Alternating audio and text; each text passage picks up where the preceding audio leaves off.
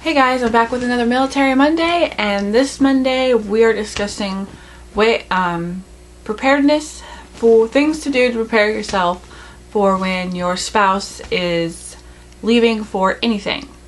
You know, if they're just leaving for a month to go work at another base, if they're leaving for school, if they're leaving for a temporary duty assignment, or if they are leaving for a deployment, or if they are being stationed somewhere like Korea or something and you are not going with them. So if they're PCSing to another country and you are not going to go with them. Some places we can't go. But this first video we're just going to cover a few basic things that you need to do. Now I'm not getting into detail or anything, just basic things you need to do that don't require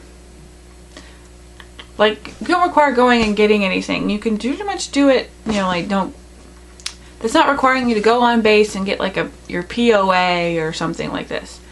Okay, so the first thing to prepare yourself after you figure out when he's leaving and when your spouse is leaving and everything. First thing I would do is go take the cars and get them looked at. Make sure everything is functioning properly with both vehicles. If you have two vehicles. If you only have one vehicle, then with that one vehicle.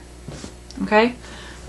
That is extremely important. You do not want your car to break down when your husband or when your spouse is gone, because for one, then you have no transportation to get anywhere or do anything until it's fixed. And two, if you're a woman, I know a lot, there are some dealerships that, they like to hike up the price because you're a girl and you don't know a lot about, some of us don't know a lot about cars. But don't take it to a dealership because they like to hike up the price too. Go take it to like a reputable car place, like a Quick Car or a Jiffy Lube or someplace like that is good. Ask around. Ask other Army wives or other, Army families, or just other people or locals in your area and say, hey, I want to go get my car, give it a tune-up, and I need to know a really good place. Word of mouth is usually the best. So go get the cars looked at, get that done, and that's off your list. Two, another thing to do about the cars is make sure you know how to check the oil, to check the tire pressure, to add windshield washer fluid or antifreeze, or make sure you know how to do some basic car maintenance. That way when your husband's gone, you don't have to pay somebody to check those simple things that you can do at home. And make sure you also have the right tools to do it.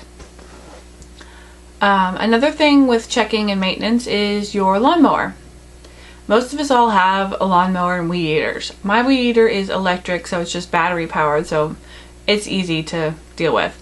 But a lawnmower, you want to make sure that it's running properly, the filter's good, all that's good, and you also need to know how to change the, put oil in it, put gas in it. If you have a weed eater that's a gas oil mix, make sure you know how to do that.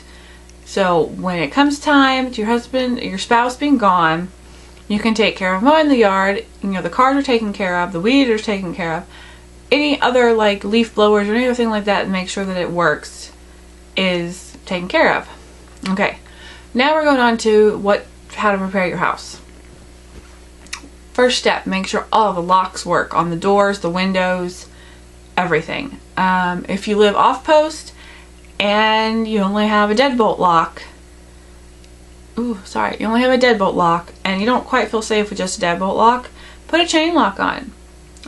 Ask your landlord if it's okay first to put a chain lock on your door. And if you have young children, I'd put it really high up, because then they cannot, open the door and get out. Another thing, make sure all the windows locks work. Also, if you have young children, put the window blockers up so the window can only go up so high. So if they can't open the window, they can't, fall out or anything like that. Make sure all the smoke detectors work. Make sure your hot water heater, your fridge, your freezer, your stove, oven, dishwasher, all those are running properly. If you live on post, you can just call maintenance. Now, if you live off post, it's a little bit different because you have a landlord. And in apartments, I know they have maintenance people, but I don't know about in houses because every place is different. So if something breaks and your husband's gone or your spouse is gone and they could have probably fixed it, you have to call your landlord and it could take a while to get done. So just make sure everything's running, you know, smoothly.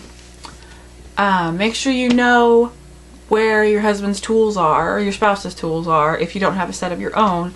That way if something small happens, breaks or something, you can fix it. That's another really good thing. Trying to think of anything else that comes to do with the house. Oh, make sure you don't change your routine if you have a routine because your husband's gone or your spouse is gone. Like if you leave your porch light on or you have a little like dusk to dawn light thing that turns on and off, don't turn it on and off, because then people will know something different is going on and that's dangerous.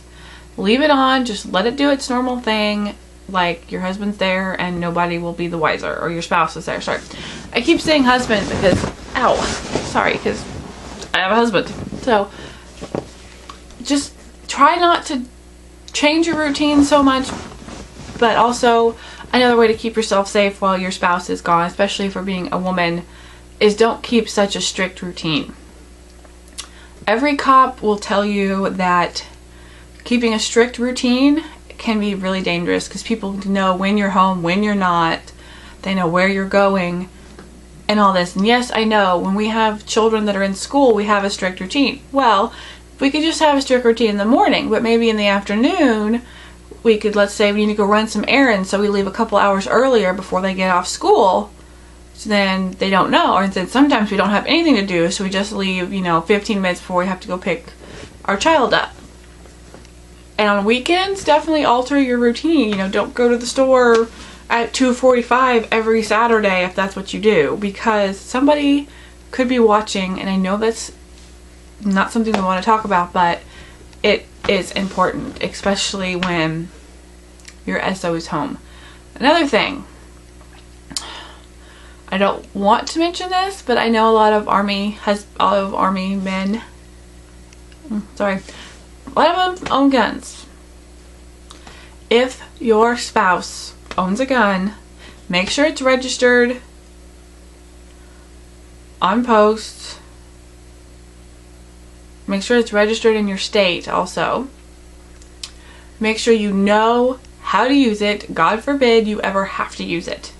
And make sure you know the laws about, protecting yourself in your home, because they are different in different states. But just make sure you know where the bullets are, make sure you use it, and make sure it is locked up if you have children. I know most of you out there in YouTube land that have guns probably already know this, but I'm just mentioning it because I want to cover that. But yeah, just make sure you're protected and all your locks are locked, and you don't leave your curtains open at night saying, "Oh, look at all my lovely stuff that you people can come in and steal." Don't do that. So just make sure you're protected and everything. And I'm really far away and I don't like it. Let me think. Oh, another thing to do. We're done with the house. We're going on to bills. If you don't pay the bills, which most army wives probably take care of paying the bills, but if you don't, make sure you have all your husband's passwords and stuff if you pay bills online, and make sure you're on all of the accounts. Like if you live off post and you have electricity and water and stuff, make sure your name is on the accounts. That way if something happens, you can deal with it and take care of it, and you know the passwords, you can pay your bills online. Another thing I do is I have a planner and I write down all my bills in my planner. This is my lovely Domino Filofax in personal size. I did a video on this, and I'm probably unboxing video, and I'm probably going to do a more updated video on my how I use it, but that's another whole other story. So yeah, just make sure that you write down all your bills, and you write down your kids. Make sure your kids' schedules, which most mothers do, but I'm just saying have it all in here so you don't worry about forgetting something or anything. And then another one, this is not really preparing, this is more preparing yourself, period. Don't psych yourself out, especially if you're a new army wife. Don't be like, I can't do this. My husband's gone. Oh my gosh. I can't do this. I can't run the household by myself and take care of everything. Yes, you can. Trust me. I had a baby by myself while my mother-in-law was with me, but my husband was gone. A lot of Army wives do. If we can, you know, we can handle this. It's perfectly fine. You will be fine. Just, you know, reach out to your friends or your family or somebody who knows what you're going through if you have a problem. Don't just sit there and be all sad and mopey and whatever. But that's not, just prepare yourself. Do something fun for yourself before your husband leaves, just you. And that helps me when I go out and do something for just myself. And I feel better afterwards. I feel more rejuvenated and I really like it. So those are just a few basic things that I think are important to know to be prepared for when your spouse is leaving. Probably the next Military Monday that we are going to discuss is just your spouse just leaving for like a short period of time, like to go, sorry my nose itches, to go work at another base or school.